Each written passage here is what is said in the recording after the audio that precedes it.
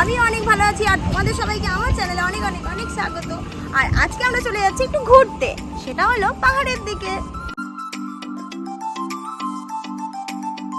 তো আজকে আমরা ফাইনালি ডিসাইড করলাম, ফেসবুকে এতদিন ধরে যে দেখে গেলাম যে একটা জায়গায় সবাই এখন খুব ঘুরতে যাচ্ছে, একটা পার্ক। সেটা নিশ্চয়ই তোমরা অনেকেই বুঝতে পেরেছো আমি কোন পার্কের কথা বলছি। আর যারা এখনো বুঝতে পারোনি, চলো তাহলে আমার সাথে তোমরাও চলো ঘুরে আসি। আর যেদিনই আমি ভাবছিলাম এই পার্কটার কথা, সেদিনই আমি এটাও ঠিক করে রেখেছিলাম যে যদি আমি পার্কটাতে যাই তাহলে তোমাদের সাথে আমি ভিডিওটা নিশ্চয়ই শেয়ার করবো। বলতে না বলতেই পার্কটা কিন্তু চলে এলো। দেখো, এই হর্নবিল পার্কে আমরা চলে এসেছিলাম সেদিন। তো এই পার্কে ঢোকার আগে কিন্তু এখানে টিকিটও কেটে নিতে হতো। তো ফার্স্টে আমরা গিয়ে দুটো টিকিট কেটে নিলাম, আর যে টিকিটের দাম ছিল পার টিকিট 50 রুপিস করে। তো এখানে আমরা দুটো টিকিট কেটে নিলাম।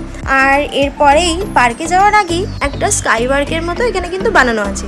তাই আমরা এখন টাইম ওয়েস্ট না করে একদম ডিরেক্ট এই যে এখানে যেটা আকর্ষণ আছে স্কাই ওয়ার্ক, এটাতেই চলে এলাম। তো দেখতেই পাচ্ছ বন্ধুরা, এখানে কিন্তু প্রায় অনেকগুলোই সিঁড়ি আছে। তার নিচে একটা গোল করে বানানো আছে, তার ওপরে কিন্তু সেই স্কাই ওয়ার্কটা আছে।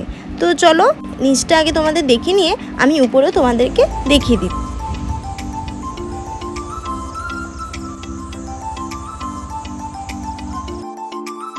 দেখো, এখান থেকে কিন্তু পাহাড়ের ভিউটাও ভালো বোঝা যাচ্ছে। তো এরপরে আমি একে একে করে সিঁড়ি উঠে যাচ্ছি উপরে, দেখতেই পাচ্ছ।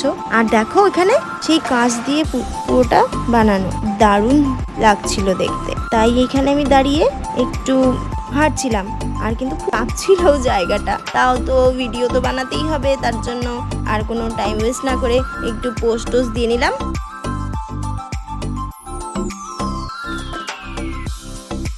আর যেদিন আমরা এখানে গিয়েছিলাম বেশ ওয়েদারটাও কিন্তু খুব ভালো ছিল।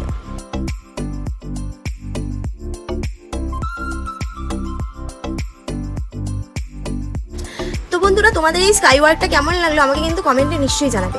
এরপরেই আমরা পার্কে চলে যাব। তার আগে তোমাদেরকে আবারও বলে দিচ্ছি, আমার ভিডিওটা অনেকদিন পরই প্রায় আসছে, কারণ আমি একটু ফোনের প্রবলেমের জন্য ভিডিও দিতে পারছিলাম না। এখন রোজই চেষ্টা করি যেন শর্টের মাধ্যমে তোমাদের সাথে কানেক্টেড থাকি। তারপরেই আমরা পার্কে চলে গেলাম। পার্কে তেমন কিছুই ছিল না, ওই আর কি একটা দোলনা ছিল আর বাচ্চাদের কিছু কিছু খেলনা ছিল, আর বড়দের জন্য পাশে বসে থাকারও ব্যবস্থা ছিল। তো সিম্পল পার্কটা ছিল। তো যেহেতু এই পার্কটা পাহাড়ের মাঝখানে ছিল, তাই তো আমার কাছে তো খুব পিসফুল মনে হয়েছিল।